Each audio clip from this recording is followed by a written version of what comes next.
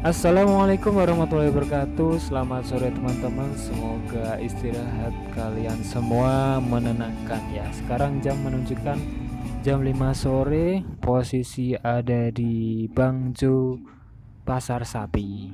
Dari Salatiga menuju ke Pasar Beringin sekitar 25 menit ya teman-teman. Oke ya, kita sambil dengerin YouTube saja. Linknya ada di deskripsi. Saya tidak tahu apakah Anda orang yang percaya dengan kebenaran agama. Saya juga tidak tahu apakah Anda mempercayai keberadaan Tuhan yang Maha Kuasa. Yang jelas, di dalam video kali ini mungkin saja ada satu irisan kesadaran, ada satu irisan kesimpulan yang sangat aplikatif untuk kita menjalani hidup ini. Selamat menyaksikan. Seperti ini, tidak sebagai orang mendapatkan kejahatan dunia berutas menjelaskan semua jahat-jahatnya orang dengan yang ini kalau kita sambungkan semua bisa.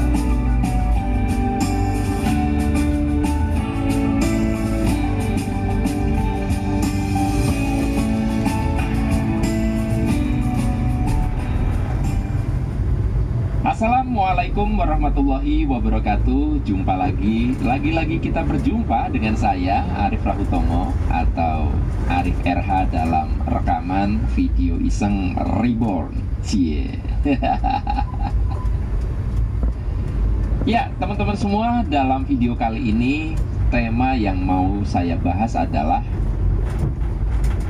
apa perlunya melibatkan Tuhan dalam kehidupan kita. Apa perlunya melibatkan Tuhan dalam kehidupan kita? Sebagaimana sudah saya sampaikan di awal, mungkin ada di antara Anda yang tidak percaya dengan kebenaran agama, yang juga ada juga orang yang tidak meyakini tentang kebenaran Tuhan, atau dua-duanya nggak percaya, nggak masalah. Saya hanya berharap Anda menonton video ini sampai selesai. Jadi, saya mulai dari satu penalaran atau perenungan dari kejadian sehari-hari. Kalau kita perhatikan ya, misalnya kenapa sih ada seseorang itu mengalami kecelakaan? Banyak faktornya. Dan salah satu yang mungkin kita bisa tuduhkan kepada orang yang mengalami kecelakaan adalah karena mereka tidak hati-hati. Nah, sebelum kita menghakimi lebih jauh, coba sekarang kita berandai-andai kita jadi orang yang tadi kita tuduh. Kita mungkin pernah mengalami satu kejadian buruk, katakanlah kecelakaan di jalanan, entah itu skalanya yang kecil atau yang berat. Mungkin ada di antara Anda pernah keserempet lah, sedikit tubrukan lah, sehingga jadi lecet bodi kendaraan Anda. Pertanyaannya, apakah itu karena Anda tidak hati-hati? Mungkin ada yang disebabkan oleh itu.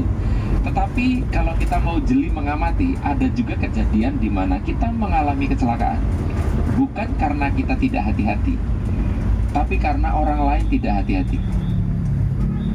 Anda mau hati-hati bagaimanapun, kalau orang lain tidak hati-hati dan ruang waktunya bertepatan dengan keberadaan Anda bisa kecelakaan. Itu contoh pertama. Nanti kita lanjut. Contoh selanjutnya, ini terkait dengan sekarang ini sedang Piala Dunia di Qatar ya. Ada kejadian menarik di mana Portugal sudah memastikan diri lolos ke babak 16 besar, babak knockout. Tinggal memperebutkan posisi kedua nih. Apakah Ghana, apakah Uruguay, atau Korea Selatan. Nah, di sini menarik. Uruguay menang melawan Ghana, seingat saya 2-0. Koreksi kalau salah. Tetapi mereka tersingkir. Bahkan bukan hanya tidak mendapatkan posisi kedua yang bisa lolos ke babak 16 besar, Uruguay juga tersingkir, tidak bisa masuk ke 16 besar. Dan ini nasibnya sama dengan Jerman yang juga menang 4-2 ya. atas apa tuh? Saya lupa, maaf ya. Menang 4-2 dan Jerman juga tersingkir, tidak masuk ke babak 16 besar. Padahal mereka menang, mereka sudah mendapatkan kemenangan. Nah, masalahnya di mana? Karena ada orang lain yang juga menang. Jerman tersingkir karena ada klub lain di stadion lain yang sedang bertanding yang membuat mereka tidak bisa mendapatkan poin. Ya, Uruguay juga sama, tidak bisa masuk karena ada pertandingan lain, yaitu Korea Selatan melawan Portugal yang dimenangkan oleh Korea Selatan. Kita satukan contoh pertama dengan kedua. Kita bisa lihat dari contoh pertama dan kedua, ternyata kejadian di dalam hidup kita, kejadian yang kita alami, itu ada kejadian yang memang karena kita, ada juga yang sebabnya karena faktor yang nggak bisa kita kendalikan. Kita bisa mengendalikan diri kita untuk berhati-hati, tetapi orang lain hati-hati atau tidak, itu di luar kuasa kita. Anda bisa berjuang untuk memenangkan pertandingan sebagai misalkan tim sepak bola, tetapi Anda tidak bisa juga mengendalikan hasil pertandingan lain yang akan menentukan poin Anda di dalam klasemen grup, kalau dalam kasus Jerman dan Uruguay. Nah, kesimpulannya sederhana. Ada area yang kita bisa pengaruhi, yang kita bisa kendalikan. Ada area yang kita nggak bisa sentuh, kita nggak bisa kendalikan. Lalu apa urgensinya? Kita itu terus akhirnya sesuai dengan judul, kita melibatkan Tuhan. Mungkin untuk urusan-urusan yang Anda itu merasa punya kuasa, bisa Anda kendalikan sendiri. Mungkin sekali lagi, mungkin Anda nggak membutuhkan Tuhan. Lalu kenapa kita membutuhkan Tuhan? Karena hanya Tuhanlah zat yang maha meliputi segala sesuatu, yang dirinya menguasai segala sesuatu, ada pada segala sesuatu, yang mampu melakukan pergerakan-pergerakan, perubahan-perubahan pada hal-hal yang di luar kendali kita itu. Orang lain bisa saja tidak hati-hati, yang berpotensi membuat kita kecelakaan. Tetapi ketika Tuhan ikut campur, Dia bisa mempengaruhi orang lain yang tidak hati-hati itu tiba-tiba jadi hati-hati mendadak, jadi aware. Nah, urutan hidup kita, ya dari kecil sampai tua, ya dari kita mungkin tidak jadi apa-apa menjadi kita sukses ya, atau kita berpotensi sukses. Di situ banyak yang melibatkan orang lain. Anda bersaing, masuk, mendaftar kerja, itu juga ada variabel apakah orang lain itu lebih hebat atau tidak dalam ujian dibandingkan Anda. Anda sehebat apapun, kalau ada orang lain yang lebih hebat, Anda bisa tersingkir.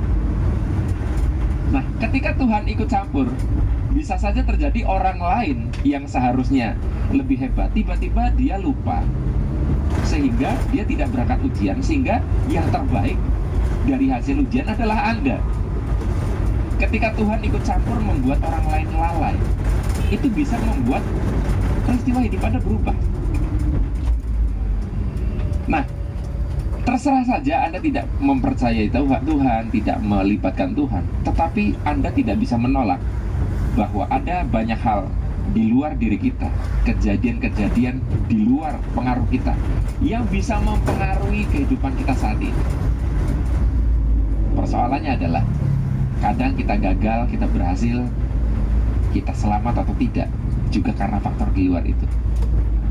Dan Anda pasti akan bisa mengakui, Anda sulit menolak bahwa iya, saya membutuhkan pihak lain yang lebih berkuasa untuk bisa mengintervensi variabel-variabel, faktor-faktor di luar diri kita itu untuk lebih kondusif.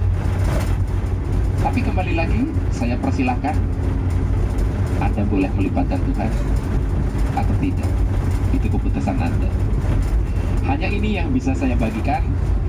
Sampai ketemu lagi dalam rekaman video Iseng Reborn yang selanjutnya. Saya akhiri. Billahi taufiq wal hidayah. Wassalamualaikum warahmatullahi wabarakatuh. See you.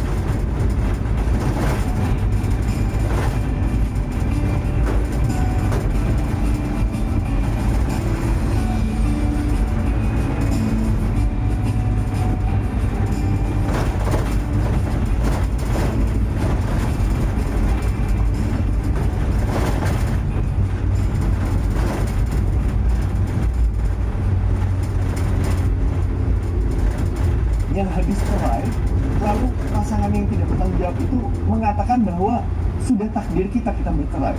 Ini sulit nih, kalau kamu menikah dengan orang yang nggak bisa berpikir dengan baik, thinking skill-nya buruk, susah nih. Dia dikit-dikit mencari pembenaran dari takdir lah, dari memang ini udah maunya Tuhan lah. Nggak bisa, itu membebaskan kita dari tanggung jawab.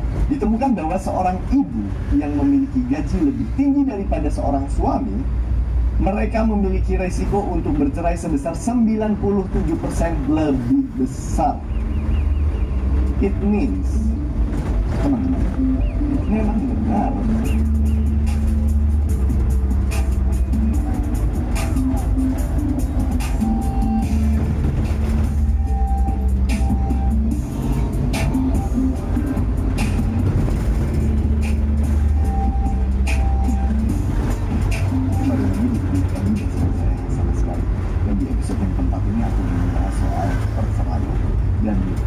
Kenapa membahas perceraian itu penting? Lalu di akhir aku akan membahas satu atau dua hal yang bisa menyelamatkan pernikahanmu dari perceraian, atau satu dua hal yang bisa membuat pernikahanmu menjadi pernikahan yang sempurna.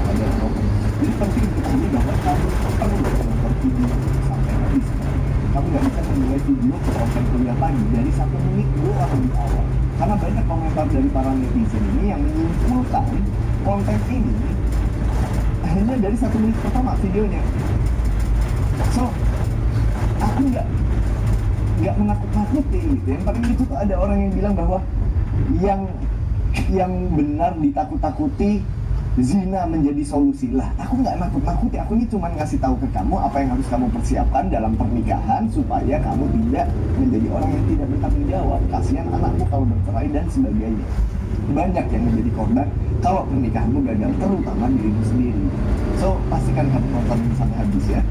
Nah, aku kasih konteks dulu. Di konten Terjebak Pernikahan, kuliah pagi episode kedua, itu ada salah satu komentar yang aku pilih karena aku terlalu main blown dengan komentarnya. Yaitu dia bilang, nikah mah nikah aja, nggak perlu mikirin yang nggak penting.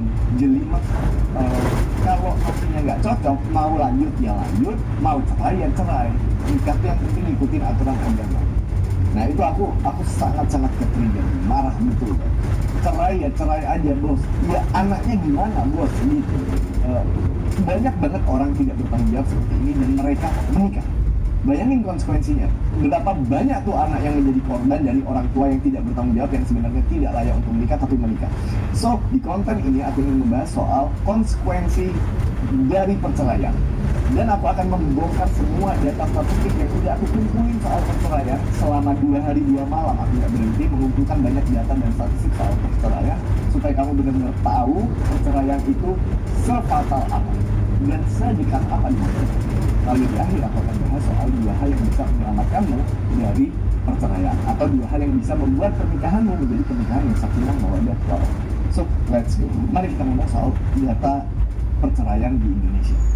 Kamu tahu nggak, di tahun 2020 tingkat perceraian di Indonesia itu sebesar 291.000 kasus. Di tahun 2021, tahun setelahnya, kasusnya mencapai 447.343 kasus. Ada kenaikan sebesar 53,5% tingkat perceraian yang terjadi di Indonesia hanya dalam 1 tahun. Dan di setiap tahunnya, trennya kasus perceraian selalu meningkat. Dan di 2022 ini aku prediksi juga lebih tinggi lagi, but let's see. Oke, itu yang pertama. Yang kedua, aku ingin membahas siapa yang menggugat cerai, pihak laki-laki atau perempuan, karena ini penting. Nanti kamu akan tahu kenapa ini penting, siapa yang menggugat dan siapa yang menggugat cerai. Dari data BPS juga yang aku temukan bahwa 73,7% semua kasus perceraian yang menggugat cerai adalah istri. Dan sisanya sekitar 26,3% sisanya yang menggugat cerai adalah suami. Itu berarti 3/4 dari semua kasus perceraian yang menggugat cerai adalah istri. 1/4-nya baru yang laki-laki. Pertanyaannya adalah, ini mengindikasikan apa? Kalau 3/4 dari semua perceraian yang menggugat adalah perempuan, ini mengindikasikan apa? Ini mengindikasikan bahwa sangat banyak wanita yang merasa tidak puas dengan pernikahannya atau merasa tidak puas dengan suaminya. Dengan kata lain, banyak wanita yang merasa suaminya ternyata tidak siap atau tidak layak menjadi seorang suami. Makanya di konten kuliah pagi episode 2 yang kemarin aku bahas tuh kenapa ada sebagian orang yang sebenarnya tidak layak untuk menikah tapi membawa-bawa agama untuk terus menikah dan memotong ayat Al-Qur'annya. Buat kamu yang belum nonton episode 2, kamu tonton episode 2 dulu ya. Kuliah pagi soal terjebak pernikahan. Berikutnya yang ingin aku bahas adalah apa penyebab utama orang-orang bercerai di Indonesia. Di Indonesia ya, ini belum ngomongin secara global ya. Penyebab utama perceraian di Indonesia melalui data yang aku ambil di Badan Pusat Statistik. Nomor 1 adalah perselisihan dan pertengkaran. Nomor 2 adalah karena faktor ekonomi. Nomor 3 karena salah satu pihak meninggalkan pihak yang lain. Nomor 4 karena KDRT sebanyak 199 kasus. Tapi paling besar tuh karena perselisihan dan pertengkaran sebanyak lebih dari 10.000 kasus perceraian. Yang nomor 2 ekonomi itu sebesar 2.000 sampai 3.000 kasus, 2.300-an kasus kalau nggak salah. So, it means kalau kamu lihat ya dari 4 masalah utama, yang lain tuh masalah kecil-kecil tuh, bukan masalah kecil ya, kasus perceraiannya di bawah 100. 4 masalah utama ini, yang pertama adalah soal perselisihan dan pertengkaran, yang kedua ekonomi, yang ketiga adalah meninggalkan salah satunya, yang keempat KDRT, semua menggambarkan hasil dari menikah dengan orang yang tidak layak, orang yang tidak bertanggung jawab. Sama dengan komentar yang cerai aja, itu orang tidak bertanggung jawab. Dia kira pernikahan dia tidak punya konsekuensi pada hidup orang lain, lebih-lebih pada anaknya. Anak yang akan menjadi korban dan apa kebanyakan data statistik soal perceraian dan apa akibatnya bagi anak, apa akibatnya bagi dirimu sendiri dan pasangan. Oke, so, itu tadi data statistik soal perceraian di Indonesia. Sekarang aku mau ngomongin adalah hasil penelitian. Dari banyak banget penelitian yang aku kumpulkan, hampir 2 hari 2 malam aku mencari semua data penelitian soal efek dari perceraian. Dan kamu bisa melihat betapa banyak hal yang ternyata mempengaruhi kemungkinan kamu bercerai atau hubungan menjadi hubungan yang harmonis. Dan salah satu penelitian yang menurutku menarik adalah penelitian yang berjudul Divorce and Death. Ditemukan bahwa broken marriage can kill at the same rate as smoking cigarettes, yaitu meningkatkan 23% resiko akan kematian prematur, sama seperti orang yang kecanduan merokok. Lalu penelitian tersebut juga menemukan bahwa orang yang bercerai memiliki resiko yang jauh lebih tinggi terhadap penyakit-penyakit yang mengancam nyawa seperti stroke, jantung, diabetes, dan sebagainya. Itu dari segi kesehatan. Mari kita lihat dari penelitian yang melihat dari segi yang lain. Usia rata-rata orang bercerai adalah usia 30 tahun. Statistik dan data yang menarik berikutnya adalah rata-rata dari orang yang bercerai, mereka bercerai di usia 30 tahun. Dan 60% dari semua kasus perceraian dilakukan orang yang berusia 25 hingga 39 tahun.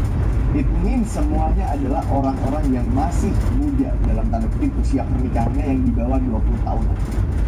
Lalu ada data lain soal usia dalam pernikahan yang sangat amat menarik, yaitu jika kamu menikah di bawah 18 tahun, maka resiko kamu memiliki peningkatan untuk bercerai itu sebesar 48% dibanding jika kamu menikah setelah usia 25 tahun.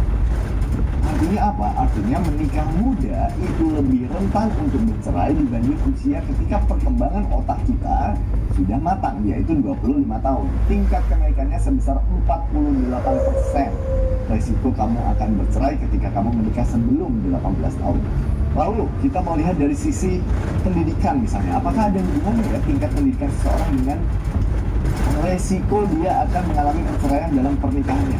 Yes, dan yes. Oke, bagi orang-orang yang tidak lulus SMA atau high school dropout yang keluar dari SMA, belum lulus SMA, menikah, maka memiliki 13% resiko bercerai yang lebih tinggi dibanding yang lulus SMA. Sedangkan kalau seseorang pernah mengambil hingga kuliah, resiko dia untuk bercerai menurun hingga 13%. Oke, itu soal pendidikan. Gimana kalau soal kecerdasan? Apakah berpengaruh orang yang cerdas dan orang yang dalam tanda kutip soal IQ? Bagaimana tingkat IQ, apakah ada pengaruhnya terhadap perceraian? Orang yang IQ-nya di bawah rata-rata, IQ di bawah rata-rata tuh 90 sampai 110 ya. Kalau di bawah rata-rata, maka orang tersebut memiliki resiko untuk cerai sebesar 50% lebih besar dibanding orang yang memiliki IQ di atas rata-rata. 50%. It's not a small number. Itulah kenapa mungkin alasan kenapa Nabi kita Rasulullah SAW menyarankan untuk mencari pasangan hidup yang cerdas. Real. Gimana soal habit dalam berpacaran? Ini ada salah satu penelitian yang menarik. Ditemukan bahwa orang yang tinggal bersama sebelum menikah, living together ya, kalau di negara-negara barat banyak kan orang berpacaran dan mereka udah tinggal bersama. Kalau sesuai logika akal common sense kita, orang yang udah pernah tinggal bareng sebelum menikah harusnya waktu habis menikah mereka udah saling mengenal satu sama lain dan harusnya jauh lebih kecil kemungkinan mereka bercerai. Ternyata data statistiknya bilang enggak. Orang yang pernah tinggal bareng sebelum menikah, kalau di bahasa Indonesia kan adalah kumpul kebo, memiliki resiko yang 40% lebih besar untuk bercerai. Oke, so seperti yang kamu tahu, misal kasusnya Wendy Walker sama Reza Arab, mereka udah tinggal bareng, and then setelah menikah ternyata mereka bercerai. Nah itu salah satu orang yang ada di statistik soal orang yang tinggal bersama sebelum menikah, memiliki resiko untuk bercerai lebih besar. Lagi-lagi, aku nggak memihak ya, lagi-lagi nilai-nilai yang diajarkan agama benar. Mari kita lanjutkan. Jika kamu mengenal pasanganmu di sebuah bar atau di sebuah klub, kenalan pertamanya atau di waktu dugem dan sebagainya, maka kamu memiliki resiko lebih tinggi sebesar 24% untuk bercerai dibandingkan kamu bertemu atau berkenalan sama pasanganmu di tempat yang lain selain bar dan klub. Masih banyak banget data statistik lainnya. Contohnya soal orang yang punya kecanduan, orang yang kecanduan alkohol. Kalau satu pihak itu resiko bercerainya lebih tinggi, kalau dua pihak resikonya lebih tinggi lagi.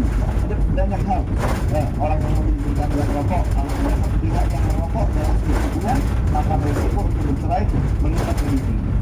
Nah, kecanduan yang berikutnya, kecanduan yang sangat penting itu adalah kecanduan alkohol. Ini sangat jelas karena ternyata orang yang memiliki resiko bercerai sebesar 54%. So one more, satu lagi alasan kenapa jangan merokok atau mengurangi kecanduan. Nah, sekarang aku akan bahas soal apa pengaruh dari orang tua yang bercerai. Dari data penelitian juga ditemukan bahwa orang tua yang happily married, orang tua yang menikah dan pernikahan yang happy, membuat anaknya memiliki resiko untuk bercerai lebih kecil, lebih rendah 14%, minus 14%. Kalau orang tuanya happily married. Oke?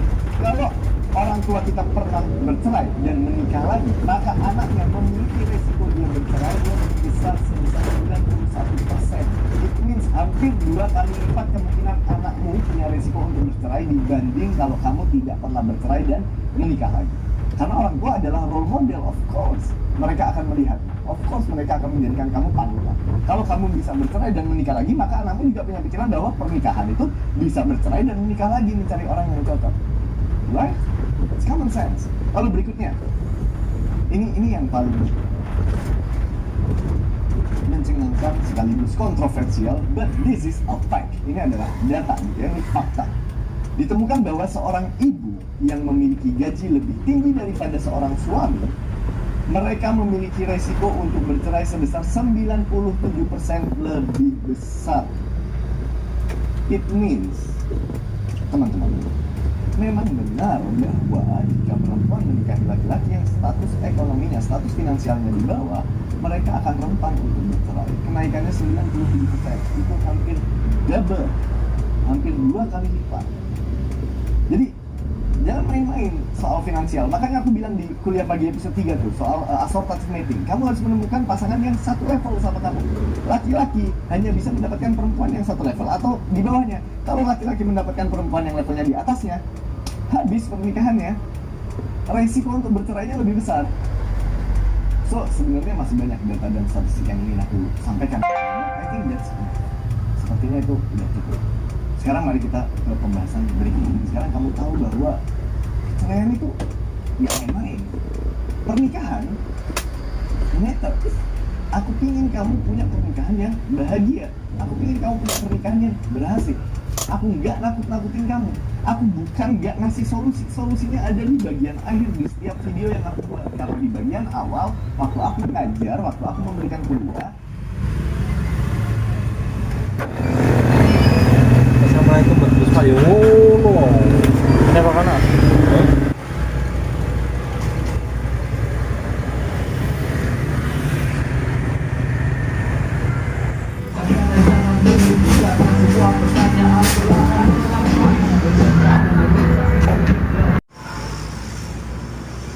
paket dari daerah untuk dibawa ke truk.